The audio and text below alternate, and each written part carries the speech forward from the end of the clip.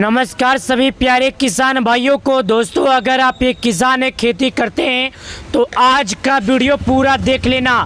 Date समय final हो गया।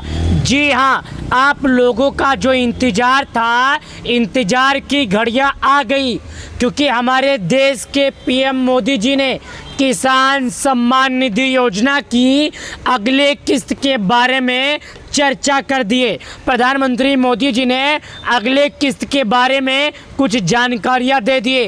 प्रधानमंत्री मोदी जी ने किसान सम्मान निधि योजना से जुड़ी कुछ जानकारी दिए हैं। ये जानकारी वो जानकारी है जो आप लोगों की जीवन में बहुत काम आएगा। तो मैं आपसे निवेदन करता हूं कि वीडियो पूरा देखिएगा। प्रधानमंत्री किसान सम्मान निधि योजना 12 करोड़ किसानों को सरकार के तरफ से रुपये 2-2 हज़ार जारी किए जाते हैं।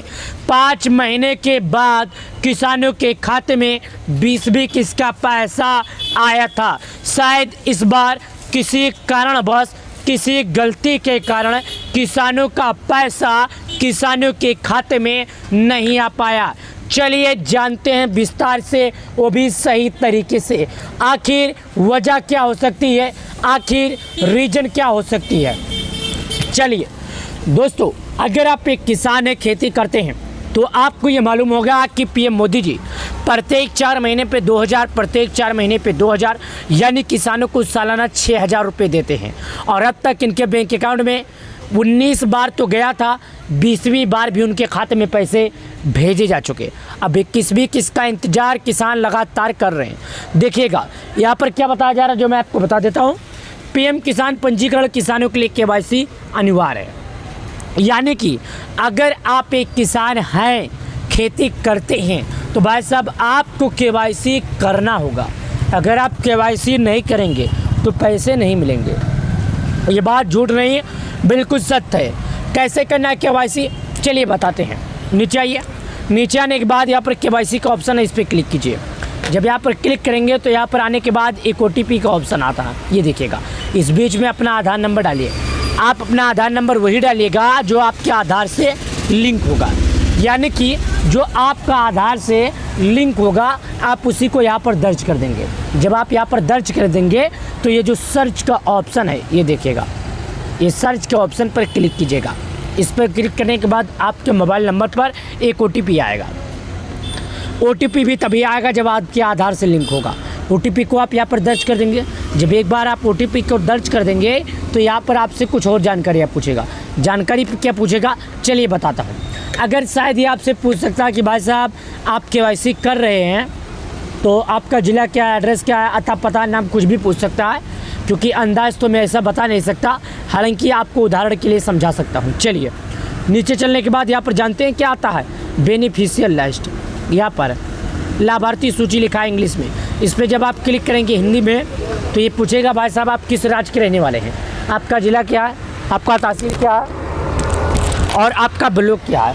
आपको इन 5 को सही तरीके से बनना है। कैसे बनना है मैं आपको दिखाता हूँ। सबसे पहले आप भारत के किस राज्य के रहने वाले हैं, दूसरा नंबर आपका ज़िला क्या है, तीसरा नंबर तहसील क्या है, चौथा नंबर ब्लॉक क्या है, 5वां नंबर आपका गांव क्या है। ये बात आप याद रखिएगा। इन 5 को सही तरीके से कीजिएगा। उसके बाद चलिए स्टेट पर जब आप क्लिक करेंगे तो आप भारत के जिस भी राज्य के रहने वाले हैं, आपको अपना राज्य सेलेक्ट कर लेना है। कैसे करना है चलिए वो भी मैं आपको दिखाता हूँ। दूसरा है राज्य भरने के बाद आपका ज़िला जो होगा, आपको अपना ज़िला भर देना है। ज़िला कैसे भरना है वो भी मैं आपको दिखाता हूँ। उसके बाद तहसील भर दीजिएगा। उसके बाद आप अपना गाँव भर दीजिएगा। कैसे भरना है वो भी चलिए दिखाता हूँ। राज्य के ऑप्शन पर क्लिक करते हैं। भारत के जितने भी राज्यों में PM किसान लागू है, सभी राज्यों का नाम यहाँ पर आ गया, देखिएगा। अब मैं आपको एक एक करके बता रहा हूँ। देखिए पहला है अंडमान, आंध्र प्रदेश, अरुणाचल, असम, बिहार, चंडीगढ़, छत्तीसगढ़, दिल्ली, गोवा, गुजरात, हरियाणा, हिमाचल, जम्मू, झारखंड, कर्नाटक, केरला, लद्दाख, लक्षद्वीप, मध्य प्रदेश, महाराष्ट्र, मणिपुर, मेघालय, मिजोरम, नागालैंड, उड़ीसा, पुंचेरी, पंजाब, राजस्थान, सिक्किम, तमिलनाडु, तेलंगाना, दादरा एंड नगर हवेली, उत्तर प्रदेश, उत्तराखंड, वेस्ट बंगाल। मैं उत्तर प्रदेश पर क्लिक कर देता हूँ क्योंकि मैं उत्तर प्रदेश का रहने वाला हूँ। देखिए जैसे मैंने उत्तर प्रदेश के आइकन पर क्लिक किया तो अब बोलता है भाई साहब आपने तो उत्तर प्रदेश भर दिया, आप उत्तर प्रदेश के रहने वाले हैं। ये तो बात अच्छी लगी मुझे, लेकिन अब आप ये बताइए उत्तर प्रदेश बहुत बड़ा है, आपका ज़िला क्या है। मैं डिस्ट्रिक्ट के ऑप्शन पर क्लिक करता हूँ।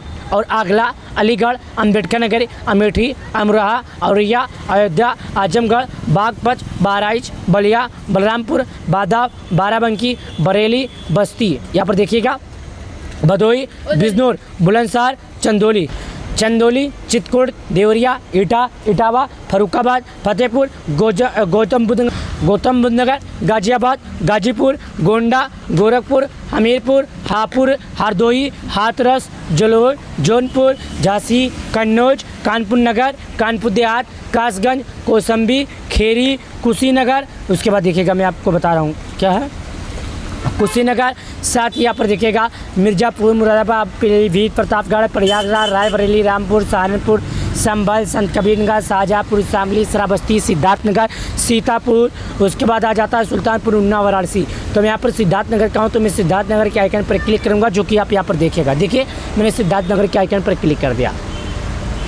अब ये बोलता है भाई साहब आप जिस ज़िले के रहने वाले हैं, यानी कि अगर आप सिद्धार्थनगर आपका ज़िला है, ये तो अच्छी बात है। अब आपका तहसील क्या है, तो हम तहसील के ऑप्शन पर क्लिक करते हैं। अब तहसील के ऑप्शन पर जब क्लिक करते हैं तो यहाँ पर मुझे अपना तहसील चॉइस करना है। क्या करना है, तहसील। अब यहाँ पर हम तहसील के ऑप्शन पर क्लिक करेंगे, तो मैं इटवा का रहने वाला हूँ, इटवा पर सिलेक्ट कर दिया। अब जानते हैं क्या ऑप्शन आता है, इसके बाद आता है विलेज।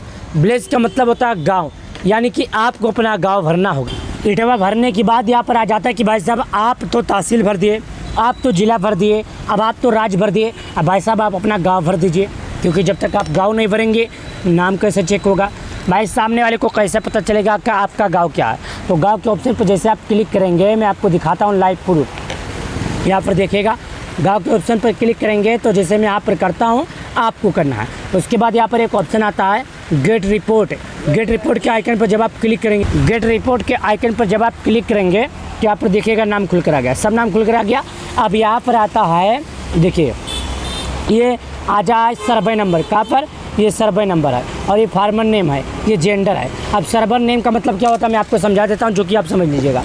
सर्वर नेम का मतलब होता है सर्वे नंबर का, कि भाई साहब आपके गांव में कितने लाभार्थी हैं, उन सभी लाभार्थियों का ये नाम है। ये देखिए यहाँ पर नाम है। उसके बाद फार्मर में आ जाता है, यानी आपका जो नाम है इसके नीचे दिखाई देगा। अब जेंडर का मतलब होता है आप मेल हैं फीमेल हैं, जो कि यहाँ पर दिखाई देगा। ये बात आप लोग समझ लीजिएगा। अब उम्मीद करता हूँ कि आप लोगों को वो जानकारी समझ में आ गई होगी जिस जानकारी के बारे में आप सभी अन्नदाताओं को ज़रूरत थी। आप लोग समझ गए। अब इतने लाभार्थियों में नाम कैसे ढूंढना है, तो अपने नाम के पहले अक्षर से आप नाम पता कर सकते हैं, यानी जो आपका नाम है उस नाम के पहले अक्षर से आप पता कर सकते हैं।